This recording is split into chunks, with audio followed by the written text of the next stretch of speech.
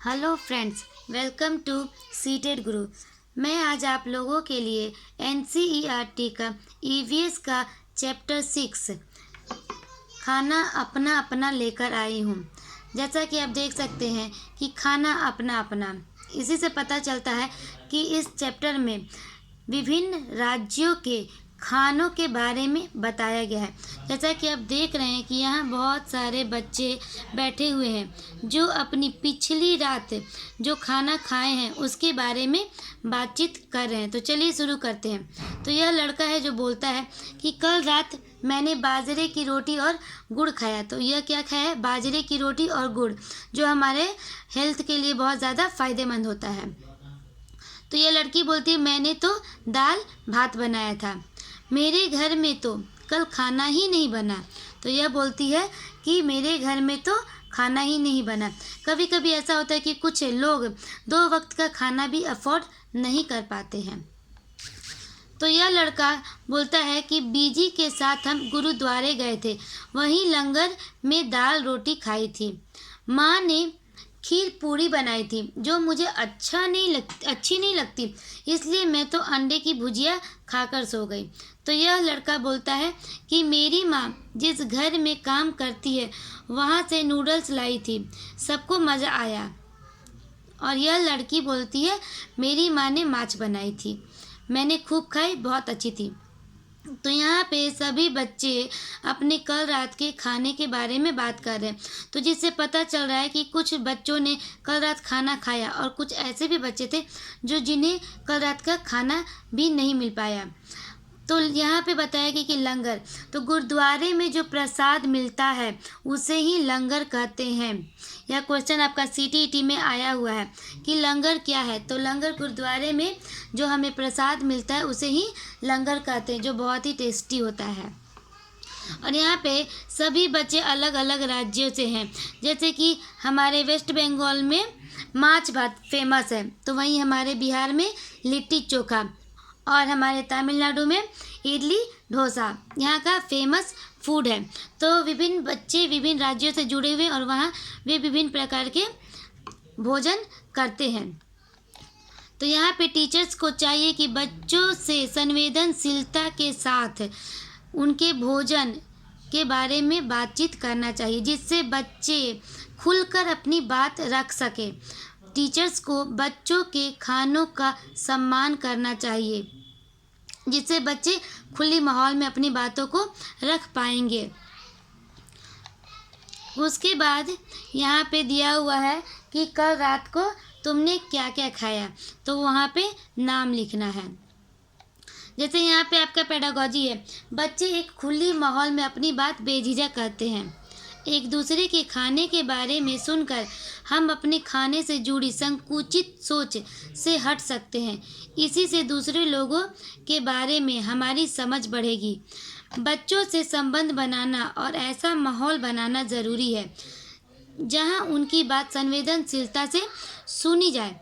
जैसा कि मैं अभी आप लोगों को बताई कि बच्चों से उनके खानों के बारे में संवेदनशीलता के साथ बात करना चाहिए, क्योंकि विभिन्न बच्चे विभिन्न राज्यों से जुड़े हुए हैं, तो उनके खानों का वैरायटी अलग अलग होता है। तो जिससे अगर बच्चों का मजाक उड़ाया जाएगा तो बच्चे अपनी बात नहीं रख पाएंगे। तो टीचर्स को चाहिए कि सभी राज्यों के बच्चों के खानों का सम्मान करना चाहिए, जिससे बच्चे अपनी बात रख पाएंगे और दूसरे बच्चे भी अन्य दूसरे बच्चों के खानों को सम्मान दे पाएंगे। तो यहाँ देखिए अपना अपना खाना। विपुल के परिवार में कुछ लोग कई चीज़ें नहीं खाते जो वह खाता है। सोचो उसके परिवार के लोग वे चीज़ें खाते ही नहीं या खा नहीं सकते। आओ विपुल के परिवार के बारे में पढ़ें। स्कूल से घर जाते जाते विपुल ने एक भुट्टा खरीदा। भुट्टा खाते खाते विपुल घर में घुसा और माँ से पूछा, माँ छुटकी कहाँ है? पहले तो मैं उसे ही देखूंगा। माँ ने हंसते हुए कहा, छुटकी ऊपर कमरे में है। विपुल ने दादी का हाथ पकड़कर कहा, दादी तुम भी चलो ना। माँ ने कहा, रुको, मैंने बा की रोटी दाल में डालकर रखी है, पहले वे खा तो लें। बेटा आज तो दाल में शक्कर ठीक से डाली है ना? यहाँ नागपुर आकर तुम लोग अपना खाना भूलते जा रहे हो, दादी ने माँ से कहा। तो जैसा कि आप देखते हैं कि बहुत से लोग ऐसे हैं जो दाल में शक्कर डालकर खाते हैं। माँ ने जवाब दिया, बा मैंने चख कर देखी है, बढ़िया बनी है। मैं दादी का खाना भी ऊपर ले जाता हूँ। कहते हुए विपुल ने थाली उठाई और फटाफट सीढ़ियाँ चढ़ गया। दादी जल्दी चढ़ो ना, विपुल ने पुकारा। दादी ने कहा, जब मैं तुम्हारी उम्र की थी तब मैं इतनी देर में सीढ़ियाँ तो क्या पहाड़ भी चढ़ जाती थी। चूँकि दादी की उम्र हो चुकी है तो इसलिए दादी सीढ़ियाँ धीरे धीरे चल पा रही हैं। विपुल ने अंदर जाकर अपना भुट्टा मामी को थमाया और हाथ धोकर छुटकी को उठा लिया। अचानक छुटकी ने रोना शुरू कर दिया। अब ऐसे चुप नहीं होगी, इसे भूख लगी है, कहते हुए मामी छुटकी को दूध पिलाने बैठ गई। दादी सीढ़ियाँ जल्दी क्यों नहीं चढ़ पाई? क्योंकि वह उनका उम्र हो गया था, क्योंकि वो बूढ़ी हो गई थी, इसलिए दादी सीढ़ियाँ नहीं चढ़ पाई।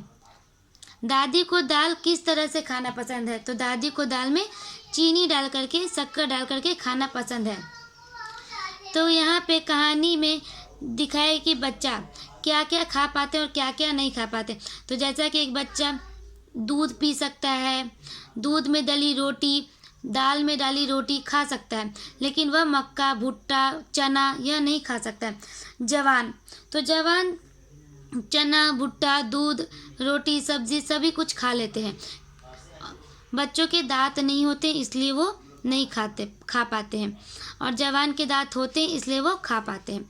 और यहाँ बूढ़ा व्यक्ति है, तो बूढ़ा व्यक्ति भी है तो वह दाल में रोटी खा सकता है, सब्जी रोटी खा सकता है, लेकिन वह चना या भुट्टा खाने में असमर्थ रहता है क्योंकि उनके दांत कमज़ोर हो जाते हैं। तो हमारा भोजन ज़्यादातर इन्हीं चीज़ों से बनता है। अलग अलग जगहों पर इनमें से कुछ चीज़ों को अधिक खाया जाता है, और जो चीज़ें जहाँ आसानी से पैदा होती हैं वहाँ पर वे ज़्यादा खाई जाती हैं।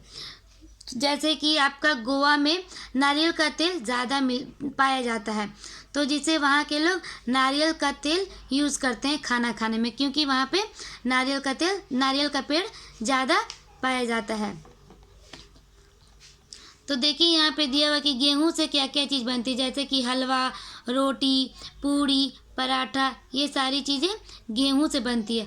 चावल से पुलाव, डोसा, इडली, बिरयानी, ये सारी चीज़ें चावल से बनती है। तो चलिए देखते हैं, ये है लीचेन। लीचेन कहाँ की रहने वाली? ये है हांगकांग की में रहती हैं ये। मुझे और मेरी माँ को सांप खाना बहुत पसंद है। जब भी हमारी सांप खाने की इच्छा होती है तब हम पास के एक होटल में जाकर लिंग हू फेन खाते हैं। तो यह क्वेश्चन आपका CTET में आया हुआ है कि लिंग हू फेन कहाँ का डिश है, कहाँ का खाना है? तो हांगकांग का खाना है। हांगकांग में सांप खाया जाता है जिसे लिंग हू फेन कहते हैं। ये है जूनी। मैं कश्मीर में रहती हूँ। कहाँ रहती है जूनी? कश्मीर में। तो सरसों के तेल में बनी मछली मुझे बहुत पसंद है। तो कश्मीर में सरसों के तेल में मछली बनाया जाता है। एक बार हम गोवा गए थे, वहाँ हमने मछली खाई, पर स्वाद बहुत ही अलग था। क्यों अलग था? क्योंकि वहाँ पे नारियल के पेड़ में मछली बनाया गया था, क्योंकि गोवा में नारियल का पेड़ ज़्यादा पाया जाता है, तो इसलिए वहाँ पे नारियल के तेल में मछली बनाई गई थी। लेकिन कश्मीर में सरसों के तेल में मछली बनाई जाती है। यह भी क्वेश्चन आपका CTET में आया हुआ है कि कश्मीर में कौन से तेल का प्रयोग होता है, यूज़ होता है मछली पकाने में? तो सरसों के तेल में। ये है टॉमस। टॉमस कहता है कि मैं केरल में रहता हूँ। टॉमस कहाँ रहता है? तो वह केरल में रहता है। मुझे सबसे अच्छी 2 चीज़ें लगती हैं। वे चीज़ें मेरे घर के आंगन में ही उगती हैं, एक ऊपर ऊंचे पेड़ पर और दूसरी ज़मीन के नीचे। ऊपर ऊंचे पेड़ यानी कि नारियल का पेड़, और दूसरी ज़मीन के नीचे बस नारियल डली हुई किसी भी करी के साथ उबला हुआ टैपियोका मिल जाए तो क्या मज़ा आ जाता है। तो केरल का डिश है टैपियोका। यह भी क्वेश्चन आपका CTET में आया हुआ है कि टैपियोका कहाँ का डिश है? तो यह केरल का डिश है। केरल में लोग टैपियोका खाते हैं। तो यहाँ पे आपका कंटेंट था।